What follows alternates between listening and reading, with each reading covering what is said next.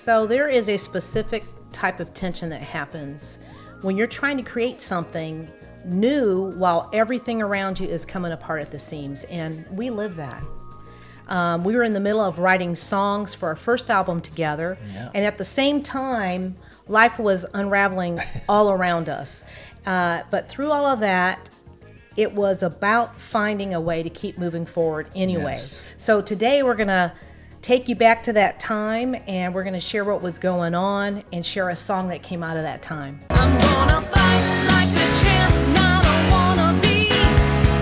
Live like the dream is all that I can see. Hey, welcome to the Dream Restoration Show Conversations. We're creating a space here to talk honestly about faith, second chances, and what it looks like when God restores what you thought was gone. So remember to hit that subscribe button so you don't miss an episode, but thank you so much for being here. If you watched our 4-part series, Religion Failed Us, we were talking about sort of the broad strokes of the story in those episodes. But today we're going to zoom in on a specific moment, the time that we were writing the songs for our first record together. Yep. And it was awesome. Renee had a great phrase.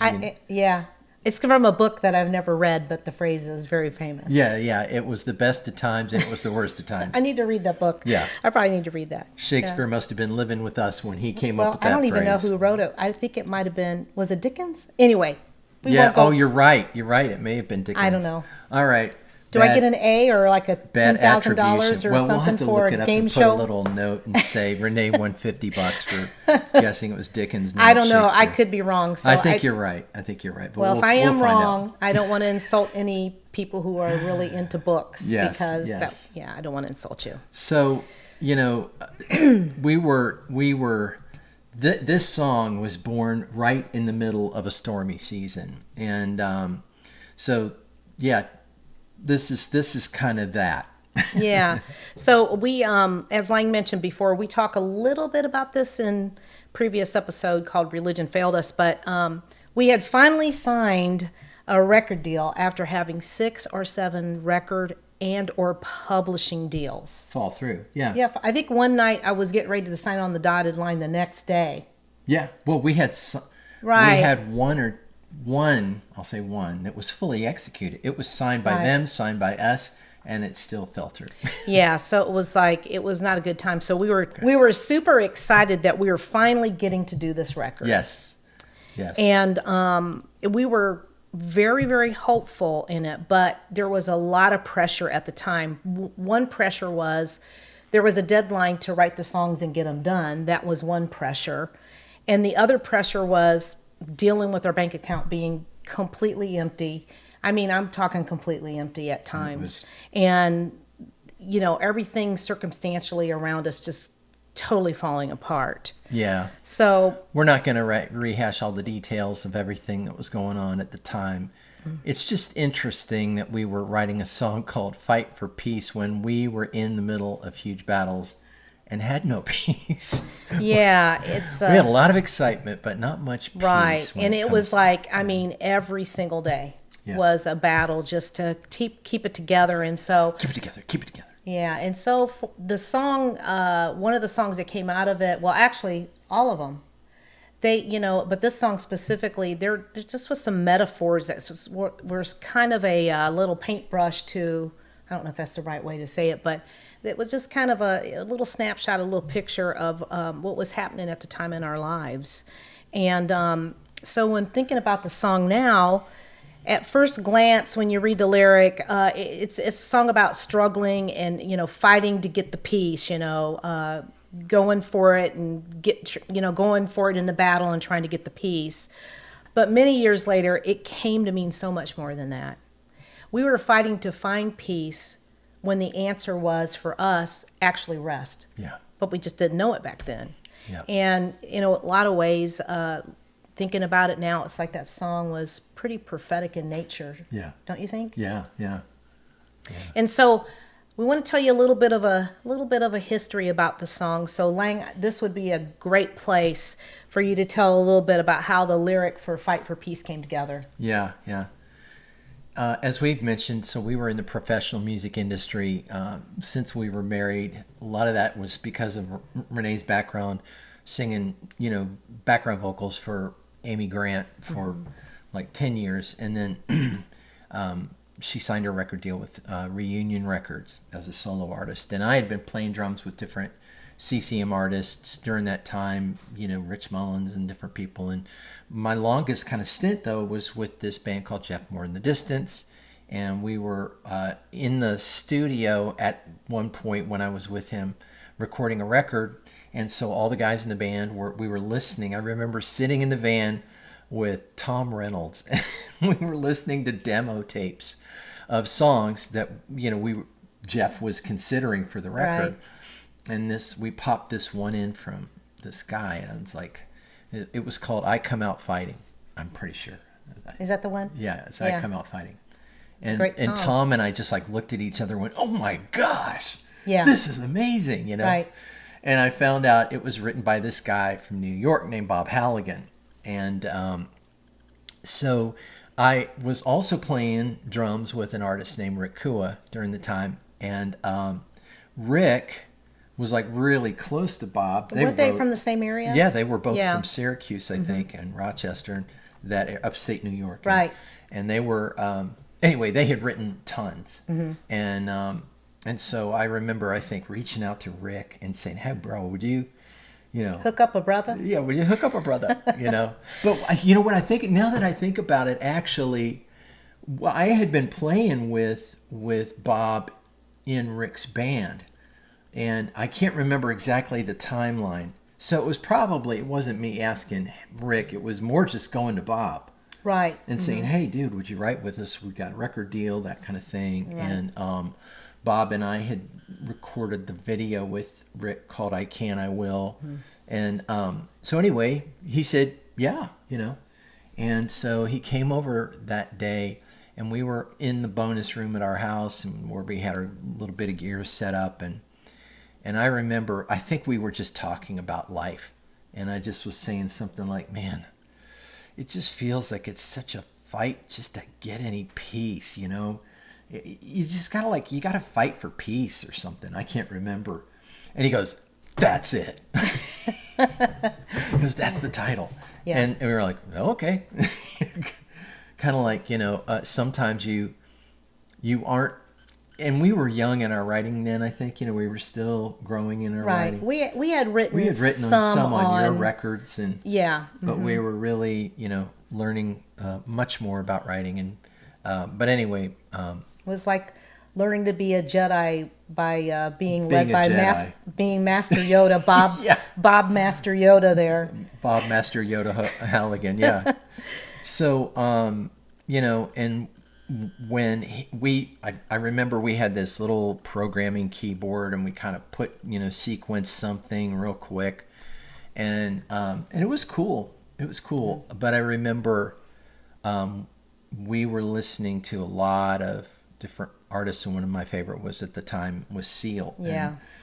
And I just kind of thought, man, I wonder if we could maybe do something a little like that with this. Yeah. And so that's how the production ended up going that way. I had a 6-foot brush with greatness.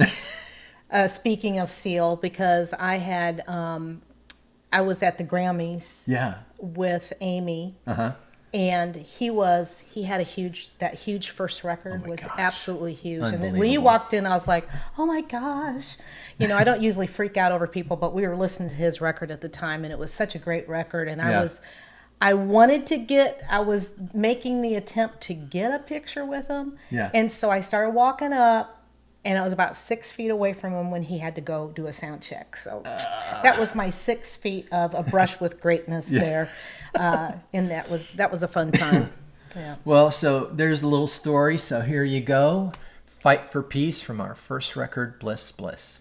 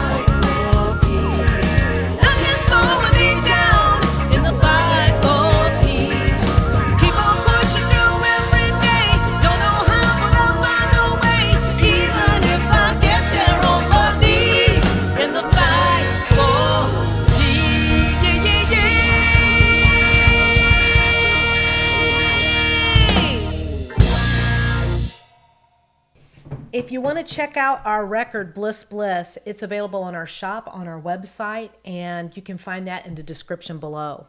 So as Renee had mentioned up at the front, it seemed like every record that we do seemed like still. Yeah.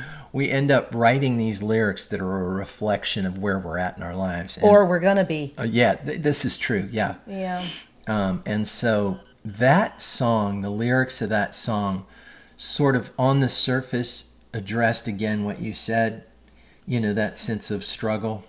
But as the years have gone by, we have seen that flip, and the struggle the focus is not on the struggle, the focus is on the rest now. Right. That we've realized, and we're going to stick some scriptures in here that kind of talk about that a little bit in the next sequence, but we'd love for you to just kind of hang with us. In part 2, we're going to unpack why we were fighting so hard. Yeah. We're going to talk about, how success can actually become a trap.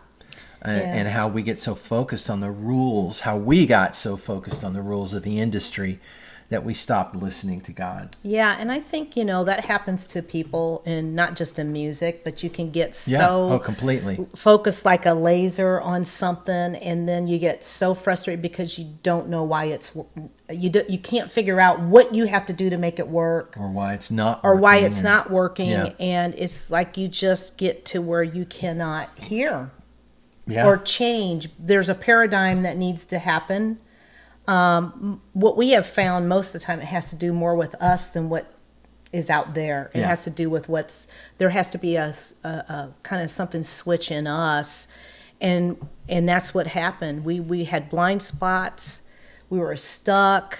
Yeah. And we realized that, okay, we are really exhausting ourselves here. Yeah. Yeah. Fighting through, and it was not working because we Yeah. were trying to do it in our own strength. Well, it's a lesson we learned the hard way, but one we hope we can help you navigate through to get to your dreams. So make sure you're subscribed so you don't miss part 2, and we will see you soon. Try